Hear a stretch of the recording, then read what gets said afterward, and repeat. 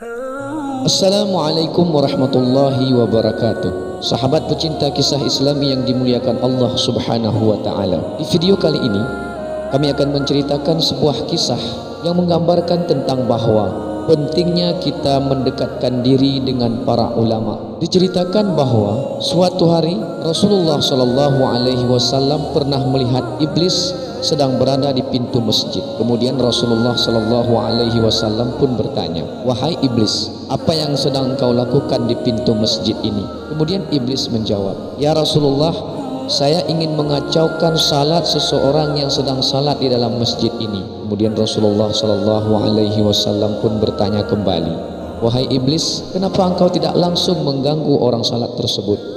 Iblis pun menjawab, "Ya Rasulullah, saya takut kepada orang yang sedang tidur di samping orang yang salat tersebut." Kemudian Rasulullah Shallallahu alaihi wasallam pun bertanya lagi, "Wahai iblis, kenapa engkau tidak takut kepada orang yang sedang salat tersebut, padahal ia sedang beribadah dan menghadap kepada Tuhannya? Dan kenapa engkau lebih takut kepada orang tidur itu, padahal orang tidur itu dalam keadaan tidak sadar?" Kemudian iblis pun menjawab, "Ya Rasulullah, saya tidak takut kepada orang salat tersebut karena orang salat itu adalah orang yang bodoh, yang mudah sekali untuk dikacaukan. Sedangkan saya lebih takut kepada orang yang sedang tidur tersebut karena orang yang tidur itu adalah orang yang alim, yang sewaktu-waktu bila ia sadar dari tidurnya, maka dia akan dapat menggagalkan rencana dan usaha saya."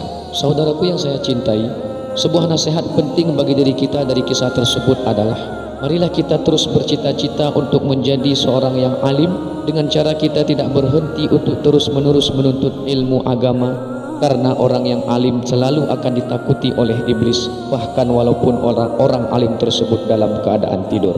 Dan janganlah kita menjadi orang yang bodoh yang tidak memiliki ilmu agama, karena orang yang bodoh itu tidak akan ditakuti oleh iblis, bahkan walaupun dia dalam keadaan salat. Dan apabila kita belum menjadi orang yang alim, marilah kita terus mendekatkan diri dengan orang-orang yang alim, yaitu para ulama yang benar-benar ulama di sisi Allah Subhanahu wa taala, yaitu dengan cara kita menuntut ilmu dari mereka dan mengambil keberkatan dan hikmah dari mereka, sehingga ketika kita sudah dekat dengan para ulama yang benar-benar ulama tersebut, kita akan terus terlindungi, kita akan terus ditakuti oleh iblis, karena kita telah dekat dengan orang-orang yang ditakuti oleh iblis tersebut. Sekian, semoga bermanfaat. Billahi taufik wal hidayah. Assalamualaikum warahmatullahi wabarakatuh.